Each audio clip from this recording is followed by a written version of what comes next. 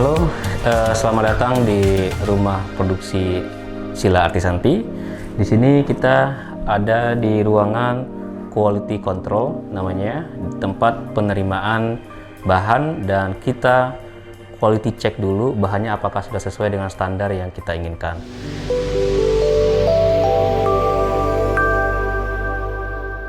Pertama, barang itu akan datang dalam bentuk seperti ini. Nah, ini misalkan contoh kita terima silver needle ya. Di sini juga selalu disampaikan tertera tanggal berapa produksinya, tanggal berapa pengirimannya juga gitu ya, dan detail supaya kita tahu nih ketelusuran dari bahan ini. Nah, ini adalah standar HACCP namanya. Setelah kita terima, hal yang pertama dilakukan adalah penimbangan ya. Di sini ada timbangan yang sudah kita kalibrasi dan kita akan ukur berapa hasil dari timbangannya, dan di sini bisa dilihat. Selain kita melihat nanti dalam bentuk visualnya seperti ini, kita akan buka ya seperti ini, dan kita sudah punya standar warna seperti apa yang kita akan terima. Lalu akan dilakukan yang namanya pengecekan kadar air. Di sini dilakukan dengan metode pemanasan, yang mana kita akan menunggu waktu sekitar 1-2 menit ya Pak ya, untuk melihat bagaimana nilai kadar air dari bahan ini. Ini hasil kadar airnya 2,78%. Wah, bagus banget ya. Artinya ini di bawah standarnya teh yang kita gunakan. Kadar air maksimalnya ya, maksimal. di bawah standar gitu. Jadi kalau semakin tinggi kadar airnya, maka kalau di atas 7% maka bahannya akan kita treatment ulang dan kita akan laporkan ke petaninya supaya next dikirimkan bahan yang lebih kering ya Pak ya, gitu. Supaya nanti hasil teh yang kita punya dengan kadar air yang rendah itu tidak mudah muncul bakteri, jamur ataupun kutu gitu. Karena kadar air sangat mempengaruhi umur simpan daripada bahan produksi atau produk yang akan kita sampaikan kepada konsumen, itu ya Pak ya. Ketika bahan ini sudah siap diterima, maka Pak Darda akan bawa ini ke dalam ruang stok. Ya, boleh silakan kita bawa.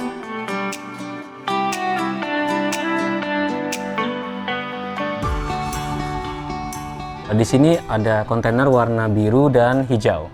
Biru dan hijau ini adalah warna untuk menandakan bahan segar masuk, jadi baru masuk. Sedangkan nanti untuk stok akan kita taruh di kontainer warna orange, yang mana ini yang akan dipergunakan terlebih dahulu untuk produksi selanjutnya, begitu. Dan ini adalah metode yang namanya first in first out, sehingga bahan yang sampai kepada konsumen selalu tetap segar ya Pak ya. Iya betul. Oke, nice. Ini kartu stoknya banyak di sini. Di sini ada beberapa bahan ya, teh yang ada di sini ya. Biasanya ini bahan-bahan teh yang dengan kebutuhan besar ya Pak ya. Iya. Ya gitu. Jadi ada double lapisannya, ember dan plastik. Jadi semuanya di Sila itu kita jamin mutunya mutu terbaik dengan treatment terbaik juga gitu. Nah, di sini juga ada namanya ruang grinding sama ruang blending ya. Biasanya untuk blending kita menggunakan mesin khusus pencampur ya, seperti ini ya. Ini ada mesin pencampur sehingga adukannya merata. Ini biasanya untuk bahan-bahan kuantitas besar dan homogen ya Pak. Ya, betul. Secara particle size-nya itu homogen, sehingga ketika di blending dengan mesin ini tercampur dengan baik dan merata seperti itu. Ini biasanya untuk bahan-bahan herbal lain seperti lemon, jahe atau sereh gitu, untuk beberapa jenis tea blend yang Sila punya ya. Dan ini adalah mesin dehydrator ya. Nah, ini biasanya tadi kalau misalkan kadar airnya tinggi, kita proses di sini ya Pak ya, berarti. Seberapa sering Bapak menggunakan ini? Nggak terlalu sering sih Pak. Berarti bahan-bahan yang masuk itu kadar airnya memang bagus sih. Oke, good. Jadi kalau memang ada beberapa bahan yang nggak bagus, kita treatment pakai mesin ini, itu waktunya suhunya kita pakai 70 derajat 1 jam. 1 jam cukup untuk mengurangi kadar airnya. Cukup. Iya. Atau biasanya kita pakai sebelum ngemas. Iya. Itu biasanya kita panaskan kembali untuk mempertahankan kadar airnya ya, supaya nanti proses produksinya juga tidak terlalu meningkat kadar airnya gitu. Jadi QC sejak barang diterima, bahan diproses itu kita lakukan ya. Oke, sekarang kita masuk ke tempat penyimpanan khusus. Kita punya beberapa bahan yang harus disimpan dalam suhu tertentu yang lebih dingin. Di sini bisa dilihat bahan-bahan kita simpan dengan rapi, ditambah lagi dengan toples lagi, tambah lagi dengan plastik double protection untuk menjaga kesegaran dari bahan-bahan yang akan kita gunakan nanti. Ya, ini ada 2 kulkas dan di sini ada lagi-lagi tempat quality control. Di sini kita punya namanya magnet trap ya Pak. Magnet trap ini gunanya untuk apa Pak? Ini untuk menangkap besi-besi yang ada di dalam teh Pak. Ya, kalau ada partikel, kemungkinan ada itu stapler segala macam itu kita treatment pakai magnet trap ya. Gitu. Di sini kita punya magnet yang sangat berat dan sangat tinggi kuatannya. Ini berapa kuatannya Pak? 9.000 gas ya. Jadi sangat kuat. Tuh, jadi bukan saya adu ini dari ini. Oke, lalu ketika bahan sudah terseleksi dengan baik, sudah terkurasi dengan baik, akan mengirimkan bahan ke dalam ruangan produksi dengan menggunakan wadah ini.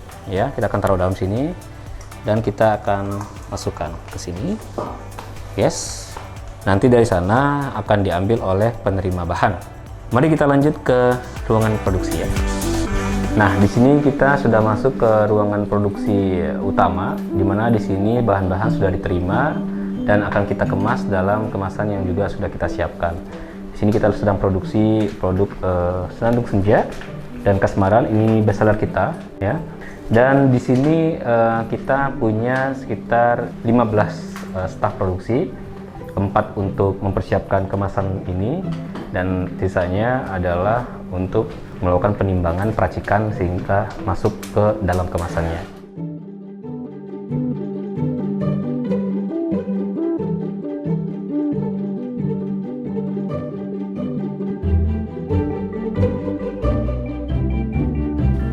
Di sini kita produksi juga jeda, bisa dilihat bagaimana peracik teh ya, gitu, menimbang secara tekun dan presisi setiap bahan yang digunakan di dalam produk ini.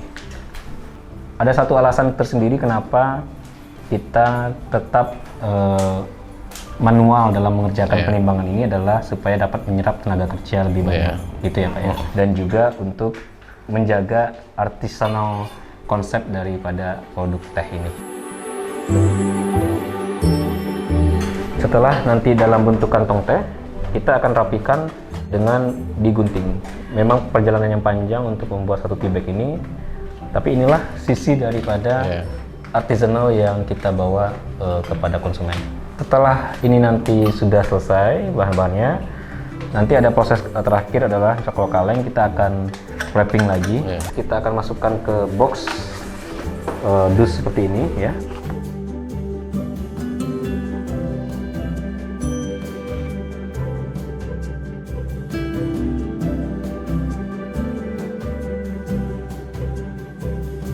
Awalnya itu hanya fokus untuk memasarkan teh Indonesia di Indonesia.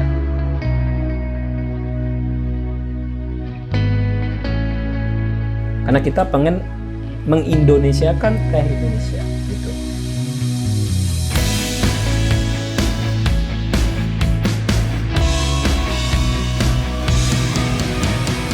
Fokus kita pemasaran di Indonesia.